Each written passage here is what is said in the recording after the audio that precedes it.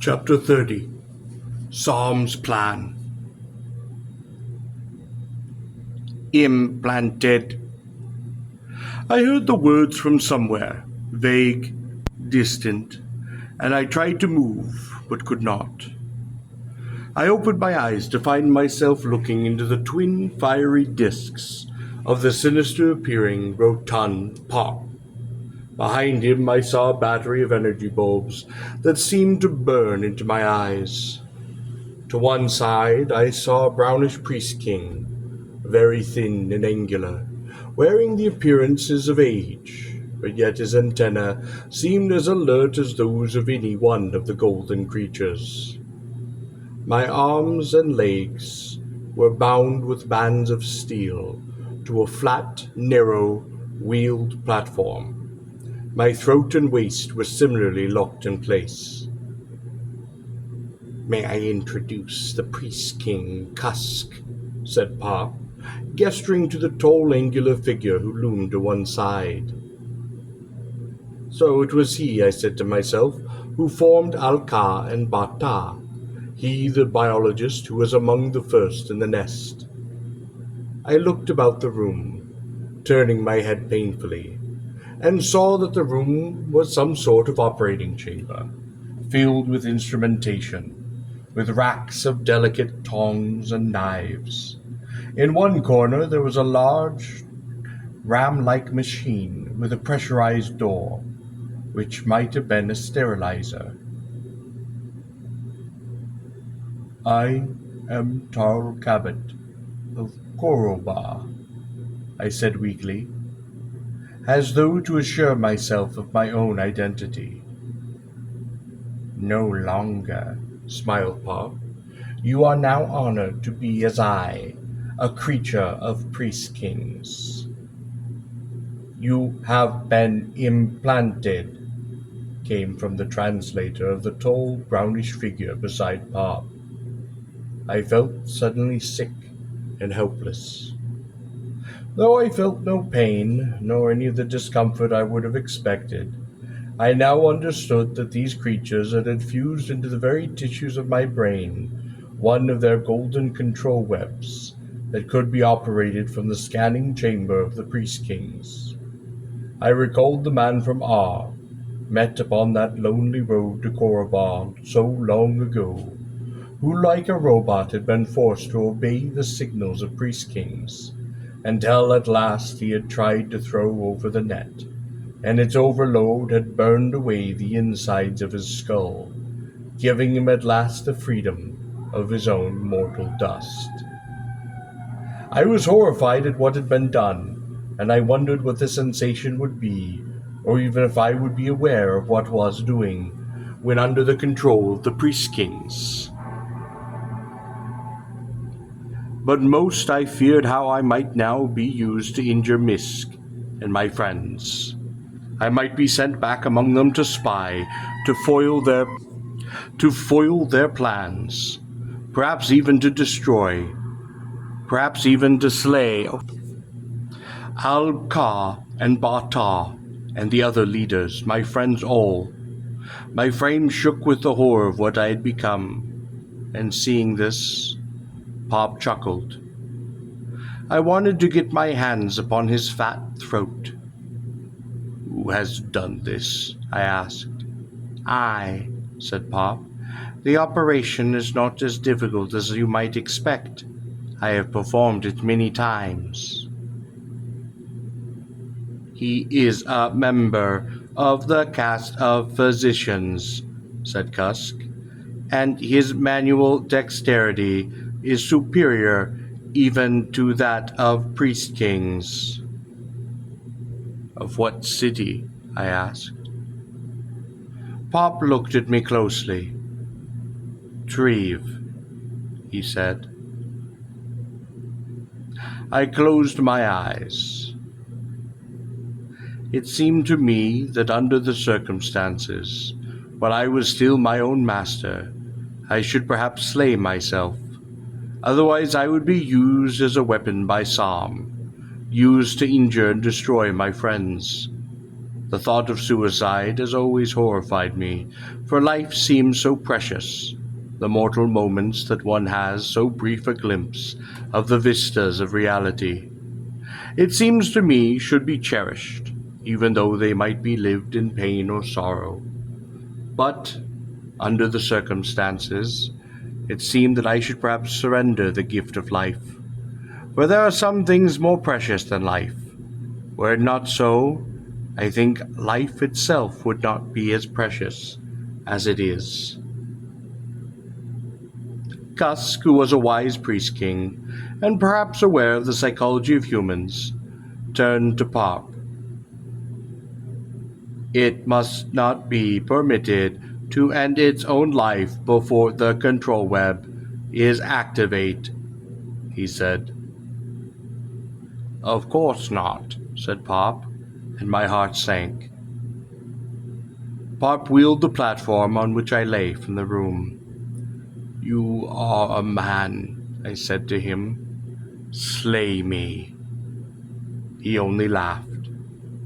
Out of the room he took a small leather box from his pouch, removed a tiny sharp blade from it, and scratched my arm. It seemed the ceiling began to rotate. Sleen, I cursed him, and then was unconscious. My prison was a rubber disc, perhaps a foot thick and 10 feet in diameter. In the center of this disc, recessed so I could not dash my head against it, was an iron ring. Running from this ring was a heavy chain attached to a thick metal collar fastened about my throat. Further, my ankles wore monocles, and my wrists were fastened behind my back with a set of steel cuffs. The disc itself lay in Sarm's command headquarters. I think he was pleased to have it so. He would occasionally loom above me, gloating, informing me of the success of his battle plans and strategies. I noted that the appendage which I had severed with my sword in the chamber of the mother had now regrown. Sarm brandished the appendage, more golden and fresh than the rest of his body. It is another superiority of priest-kings over humans, he said, his antenna curling. I conceded the point in silence, amazed at the restorative powers of the priest-kings, whose redoubtable golden foes, against which mere men had dared to pit themselves. How much of what Sarm told me in those days was true, I could not be sure, but I was confident of a few things. Others I learned inadvertently from the reports of priest-kings and the few implanted mules who served him. There was normally a translator on in the headquarters, and it was not difficult to follow what was said. The translator was for the benefit of creatures such as Pop, who spent a good deal of time in the headquarters, and for days an impotent fury, I knelt or lay chained in the disc while the battle raged outside. Still, for some reason, Sarm had not activated the net and sent me to do his bidding. The creature Pop spent a great deal of time in the vicinity, puffing upon his small pipe, keeping it lit interminably with the tiny silver lighter which I had once mistaken for a weapon.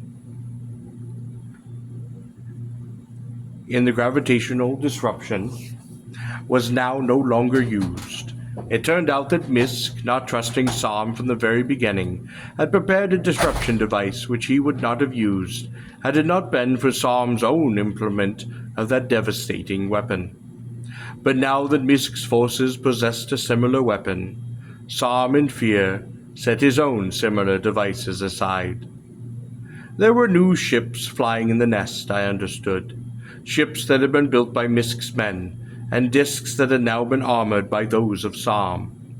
I gathered there were no more available surveillance craft hangared in the nest. On the other hand, the ships of the two forces tended, it seemed, to neutralize one another, and the war in the air, far from being decisive, as Misk and I had hoped, had begun to turn into the same exact stalemate that had developed upon the ground. Not long after the failure of his gravitational disruption attack, Sarm had spread throughout Misk's portions of the nest various disease organisms. many of which had not had a free occurrence in centuries. On the other hand, vicious as were these invisible assailants, the extreme habitual hygiene of priest kings and mules, coupled with Misk's use of bactericidal rays, dissolved this new threat. But most savage and unnatural of all, at least in the mind of a priest king, was the release of the golden beetles from their various tunnels in the vicinity of the nest. These creatures, perhaps 200 or more, were loosed, and by means of covered transportation discs, piloted by priest kings using oxygen systems internal to the discs. They were driven toward the quarters of the nest controlled by the unsuspecting Misk and his forces. The exudate which forms upon the main hair of the golden beetle, which had overcome me on the close confines of the tunnel, apparently has a most intense and to a human mind almost incomprehensible, compelling effect on the unusual sensitive antenna of priest kings, luring them helplessly, almost as if hypnotized, into the jaws of the beetle, who then penetrates their bodies with its hollow pincer-like jaws and drains them of their body fluid. Mist priest kings began to leave their hiding places and their posts of vantage and come into the streets, their bodies inclining forward, their antennae dipped in the direction of the lure of the beetles. The priest kings themselves said nothing. They explained nothing to their dumbfounded human companion, but merely laid aside their weapons and approached the beetles. Then it seems that a brave female, a former mule, unidentified, had grasped the situation, seizing a cattle goad from one of the confused, puzzled herdsmen, and had rushed upon the beetles, jabbing and striking them, driving them away with the long spear-like object. Soon the herdsman had rushed to join her, and pawed away those cumbersome dome-like predators, turning them back in the direction from whence they came. It was not more than a day later before one of Sarm's own scouts laid aside his weapon, as the priest kings say, and succumbed to the pleasures of the golden beetle. Now the beetles roamed at random throughout the nest, more of a threat to Sarm's own forces than for Misk's. For now, none of Misk's priest kings ventured abroad without a human to protect it, should it encounter a golden beetle. And the next days the golden beetles began, naturally enough, in their hunt for food, to drift toward those portions of the nest occupied by Sarm's priest kings. For in those portions of the nest they encountered no shouting humans, no jabbing cattle goads. The danger became so great that all the implanted mules, including even the creature Pop, were sent into the streets to protect Sarm's priest kings.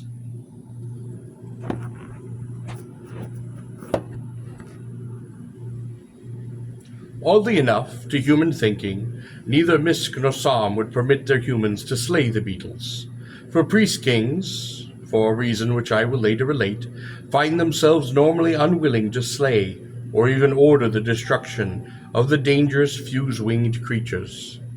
The golden beetles, free within the nest, forced Sarm, in sheer regard for survival, to turn to humans for help.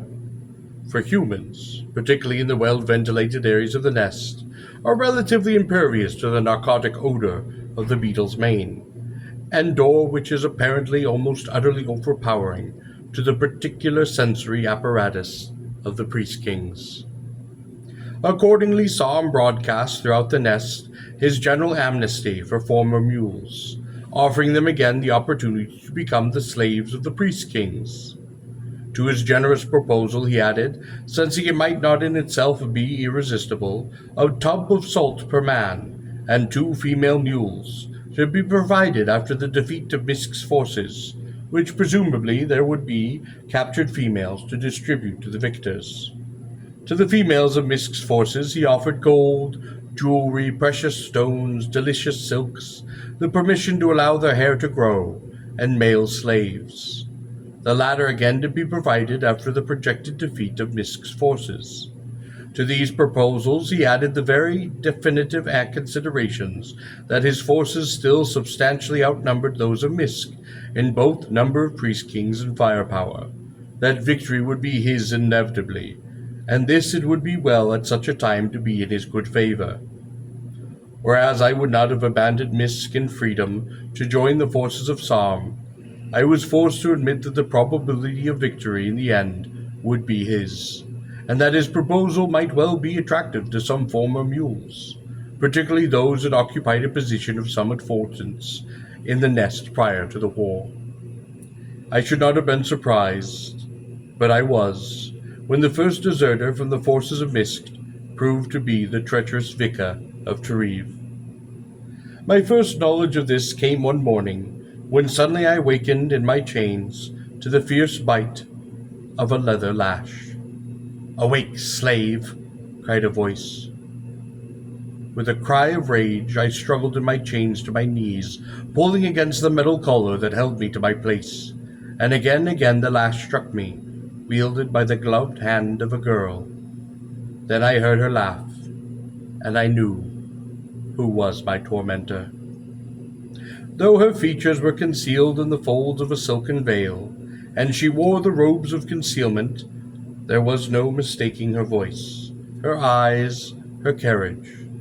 The woman who stood over me, the woman clad in the most marvelous array of the most beautiful silks, wearing golden sandals and purple gloves, was Vika of Treve. She shook the veil from her face, threw back her head, and laughed. She struck me then again. "Now," she hissed, "it is I who am master." I regarded her evenly. I was right about you, but I had hoped that I was not. "What do you mean?" she demanded. "That you are worthy only ever to be a slave girl." Her face was then transformed with rage, and she struck me again, this time across the face. I could taste the blood from the wound of the whip. "Do not injure him severely," said Sarm, standing to one side. "He is my slave," she said. Sarm's antenna then curled. "He will be delivered to you only after my victory," said Sarm. "In the meantime, I have use for him." Vika threw him a glance of impatience, almost of contempt, and shrugged. "Very well," she said. "I can wait." She sneered down upon me. "You will pay for what you did to me. You will pay. You will pay as only I, Vika of Treve, know how to make a man pay." I myself was pleased that it had taken a priest-king to have me chained at Vika's feet, that it had not been I myself who, in the hope of her favors, had fastened about my own throat the collar of a slave. Vika turned with a swirl of her robes and left the headquarter chambers. Sarm stalked over. "You see, mule," said he, "how priest-kings use the instincts of men against them." "Yes, I see. Though my body burned from the whip, I was more hurt by the thought of Vika. Surprisingly, perhaps, hurt by the thought that I had known who and what she was all along, though somewhere in my heart I had always hoped I was wrong. Sarm then strode to a panel set in one wall and twiddled a knob. "I am activating your control net," he said. In my chains I tensed. "These preliminary tests are simple," said Sarm, "and may be of interest to you." Parp had now entered the room and stood near me, puffing upon his pipe. I saw him turn off the switch on his translator. Sarm turned a dial. "Close your eyes," whispered Parp. I felt no pain. Sarm was regarding me closely. "Perhaps more power," said Parp, raising his voice so that his words might be carried by Sarm's own translator. Sarm, at his suggestion, touched the original knob again. Then he reached for the dial. "Close your eyes," whispered Parp, more intensely, and for some reason I did so. "Open them," said Bob, and I did so. "Lower your head," he said. I did so. "Now rotate your head clockwise," said Bob. "Now counterclockwise." Mystified, I did as he recommended. "You have been unconscious," Bob informed me. "Now you are no longer controlled." I looked about myself. I saw that Sarm had turned off the machine. What do you remember?" asked Sarm. "Nothing," I said. "We will check sensory data later," said Sarm. "The initial responses," spoke Parp, raising his voice, "seem quite promising." "Yes," said Sarm, "you have done excellent work." Sarm then turned and left the headquarters room. I looked at Parp, who was smiling and puffing on that pipe of his. "You did not implant me," I said. "Of course not," said Parp. "What of Kusk?" I asked. "He, too, is one of us," said Parp. "But why?" I asked. "You saved his children," said Parp. "But he has no sex, no children," I said. "Alka and Bata," said Parp. "Do you think a priest-king is incapable of love?" Now my imprisonment on the rubber desk seemed less irritating than it had. Parp had again been sent into the streets to fend off golden beetles should they approach too closely. Any of the priest-kings of Sarm, I learned from conversations in the headquarters rooms, that not many of the humans who fought with Mist forces had responded to the blandishments of Sarm, though some, like Vic of Treve, had deserted to cast their fortune with what appeared to be the winning side. From what I could gather, only a handful of humans, some men, some women, had actually crossed the lines and taken service with Sarm. Sarm, one day, brought down from the holes of the priest-kings above all the humans who were quartered there, mostly chamber slaves, to aid his cause. The latter, of course, terrified, bewildered, would be of little service themselves, but they were offered as inducements to the males of Misk's forces to encourage their desertion. The girls were, so to speak, a bounty for treachery, and since the beauty of a chamber slave was well known in the nest, I suppose they might well prove quite effective in this role. Yet, somewhat to my surprise and pleasure, no more than half a dozen or so men came forth to claim these lovely prizes.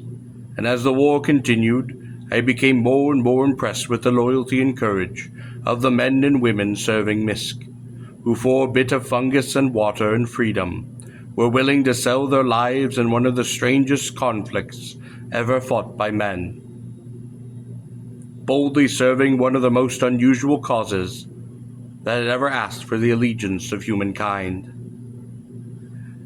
Vika would come to torment me each day, but no longer was she permitted to whip me.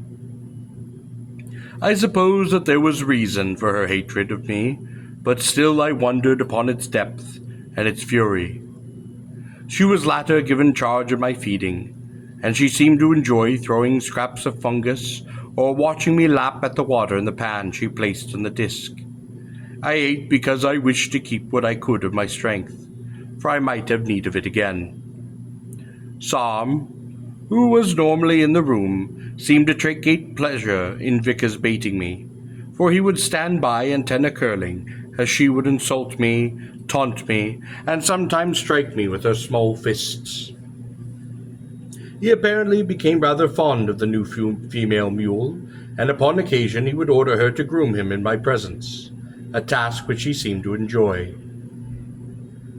"What a piteous thing you are," she said to me, "and how golden and strong and brave and fine is a priest-king." Sarm would extend his antenna down to her, that might delicately brush the small golden hairs which adorned them. For some reason, Vika's attentions to Swarm irritated me. Undoubtedly, I failed to conceal this sufficiently, because Sarm often required this task of her in my presence, and I noted with fury she seemed invariably delighted to comply with his request. Once I called her angrily to her pet mule. "Silence, slave," she responded haughtily. Then she looked at me and laughed merrily. "For that," she said, "you will go hungry tonight." I remembered, smiling to myself, how when I was a master I had once, to discipline her, refused her food in one night. Now it was I who would go hungry. But I told myself it was worth it. Let her think over that. I said to myself, "Think over that, Vicar of Treve, you pet mule." I found myself wanting to take her body in my arms, shatter it to my breast, force back her head, take her lips in the kiss of a master, as though I once more owned her. I shook those thoughts from my head. Meanwhile, slowly, incredibly, the war in the nest began to turn against Sarm. The most remarkable event was a delegation of Sarm's priest-kings, led by Kusk himself, who surrendered to Misk, pledging themselves to his cause.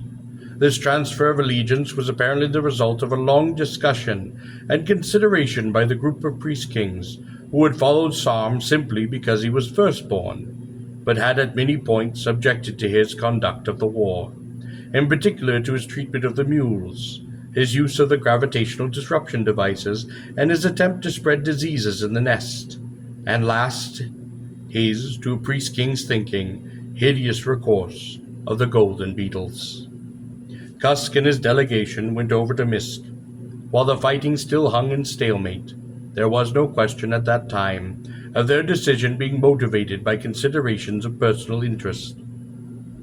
Indeed, at that time, it seemed they had, almost uncountably, for reasons of principle, joined a cause which was in all probability a lost one. But not long after this took place, other priest-kings, startled by the decision of Kusk, began to speak of ending the war. Some others, too, began to cross the lines.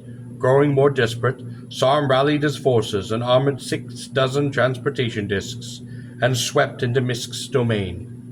Apparently Misk's forces were waiting, as might have been expected given the superior intelligence afforded by the numerous humans in Misk's camp. The discs were stopped by barricades and withered in the intense fire from nearby rooftops. Only 4 discs returned. It now became clear that Sarm was the one on the defensive, for I heard orders being issued to block the tunnels leading into the areas of the nest that he controlled. Once I heard the hiss of silver tubes, not more than a few 100 yards away, and I struggled, enraged against the chains and collar that held me a helpless prisoner, while the issues of the day were being decided by fire with the streets outside. Then there came a calm in the war, and I gathered that Misk's forces had finally been driven back. My rations of mule fungus had been cut by 2/3 since I had been captured. I noted that some of Sarm's priest-kings were less golden than I had known them, having now a slightly brownish cast upon their thorax and abdomen, signs I knew to be associated with thirst. I think it was only now that the absence of the supplies captured or destroyed by the fungus growers and the herdsmen had begun to make itself keenly felt. At last, Sarm made clear to me why I had been kept alive, why I had not been destroyed so long ago. "It is said there is distrust between you and Misk," he said. "Now we will see if that is truly so." "What do you mean?" I asked. "If there is distrust between you," spoke Sarm, his antennae curling, "Misk will be ready to die for you." "I do not understand," I said. "His life for yours," said Sarm. "Never," I said. "No," cried Vicar, who had been standing in the background. "He is mine." "Do not fear, little mule," said Sarm. "We will have Misk's life, and you will have your slave." "Sarm is treacherous," I said. "Sarm is a priest-king," he said.